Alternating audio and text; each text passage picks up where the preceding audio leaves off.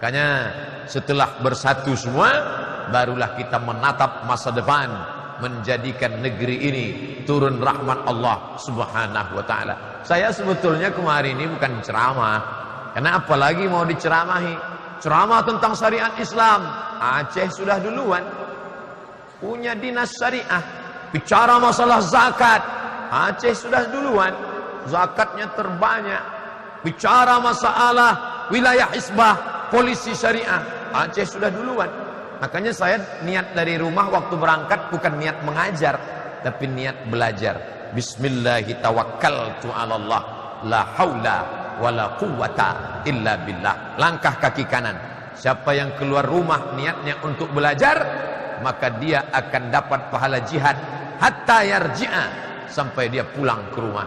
Dari mulai kemarin sore jam 2 sampai tadi malam, sampai nanti sore saya pulang ke Kuala Namu, besok pagi naik pesawat pulang ke Pekanbaru, maka 2 hari 2 malam saya tetap dapat pahala jihad tak berhenti. Kalau mau lebih lama, jangan pulang-pulang. Jadi kalau saya tak pulang, saya tak dipanggil Ustadz Somad lagi. Itu siapa? Ustadz Toib. Tak pulang-pulang. Mohon maaf Pak Toib, jangan tersinggung. Bapak Ibu yang dimuliakan Allah Subhanahu wa ta'ala, maka mengapa Aceh ini bisa menjadi negeri yang islami? Orang tidak terkejut. Saya sampai ke Darul Hadis Maroko, saya lihat perpustakaan, ada buku 2 jilid, tebalnya 2 kali Quran, tak menyamakan. Judulnya Rihlah Ibnu Battutah, Explorer Petualangan Ibnu Battutah. Ibnu Battutah dari Maroko naik perahu layar sampai ke Makkah. Di Makkah dia tawaf, sa'i dan umrah. Selesai tahallul dia lanjutkan ke India. Dari India dia bercerita, aku pun sampai ke sebuah negeri. Negeri itu bernama Sumatra. Sampai ke pucuk Sumatera di atas, aku masuk ke sebuah kerajaan. Sultannya memakai jubah, ahli fikihnya memakai jubah. Mereka menunggang gajah, disebutnya di situ. Sultan itu menunggang gajah dan naik kuda. Aku pun diberi jamuan makanan.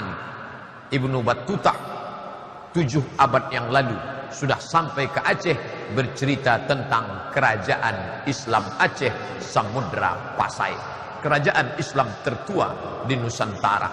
Oleh sebab itu, kalau ada orang melihat Aceh negeri yang islami, dia tak terkejut. Ulama-ulama kalau dibuka silsilah nasabnya, itu sampai ke mana?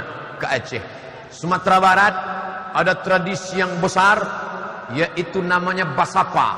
Basapa itu bersafar.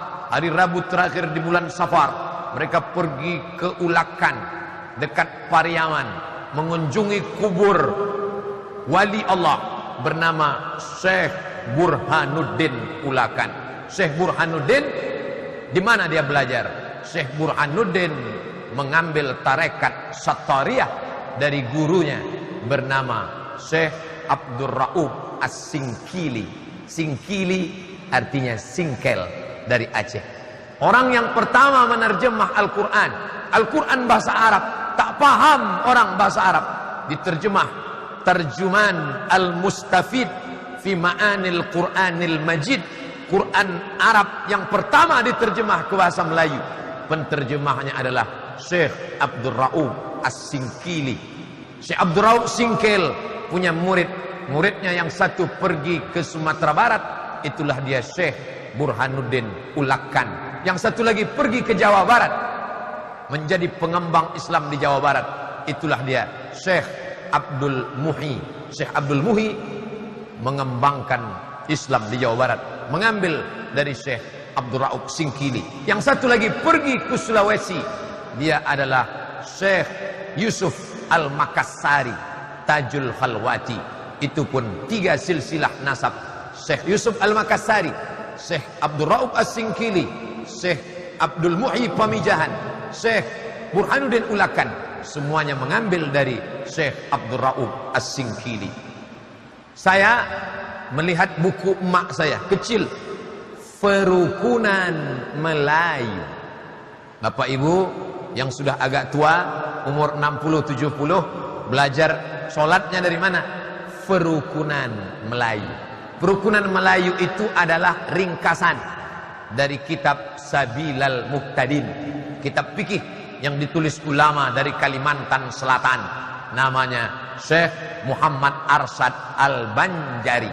Al-Banjari orang Banjar, As-Singkili orang Singkel, Al-Kutacani Kutacani.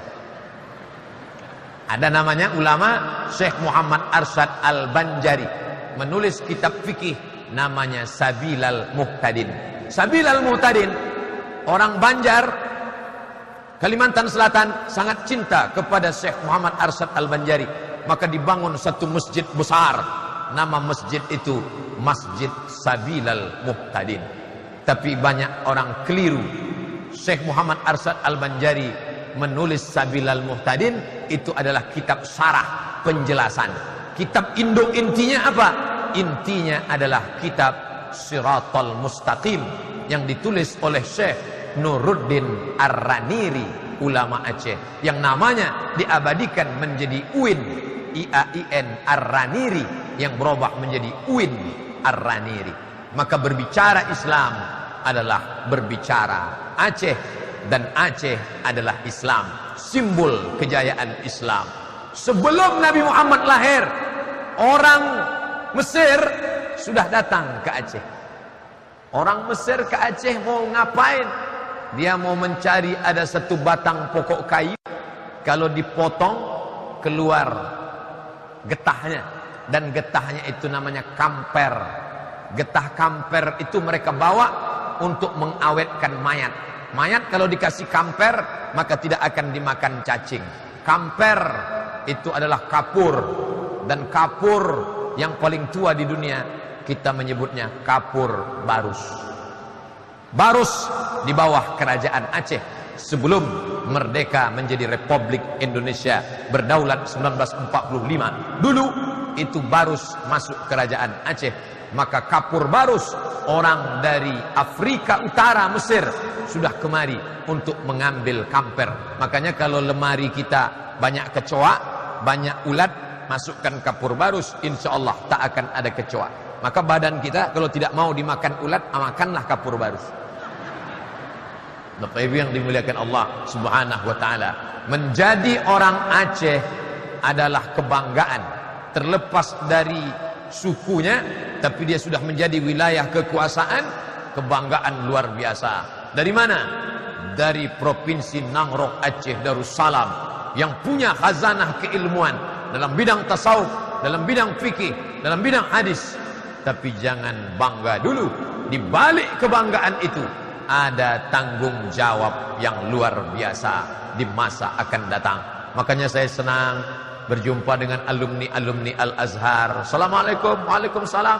Ustadz Abdul Somad. Betul, kami alumni Al-Azhar. Masya Allah. Tamat berapa? Pertama jumpa saya. Tamat berapa? Tamat tahun 96. Oh, guru saya tingkat tinggi, senior-senior saya, tuan-tuan guru saya tamat dari Al-Azhar. Si anu sudah punya pondok pesantren di sini, si ini sudah punya pondok pesantren di sini, si ini sudah punya pondok pesantren di sini. Makanya kalau kita kalah dalam politik, kalah dalam ekonomi, jangan sedih, karena dalam pendidikan kita tak boleh pernah kalah. Saya tak tahu di Kutacane, tapi di tempat saya, ibu-ibu kalau nyekolahkan anak ke pesantren, banyak yang nangis. Pulang dari nengok pesantren, matanya berair merah, bengkak. Ibu nangis kenapa, Bu? Sedih, Pak Ustadz. Tadi di pesantren nengok kasur anaknya tipis, di rumah spring bed 2 lapis. Sedih kenapa, Bu? Sedih, Pak Ustadz. Di rumah cabainya dibelah, bijinya dibuang, takut anaknya kepedasan. Di pesantren jangankan bijinya, batangnya di blender. Di rumah ikannya dipanaskan, enak nak. Di pesantren kami dulu, saya dengan kawan-kawan dari Aceh, dari Langsa, dari Biren, dari Loksmawe, termasuk yang saya sebut tadi dari Kutacane. Santrinya berapa waktu kami di pesantren?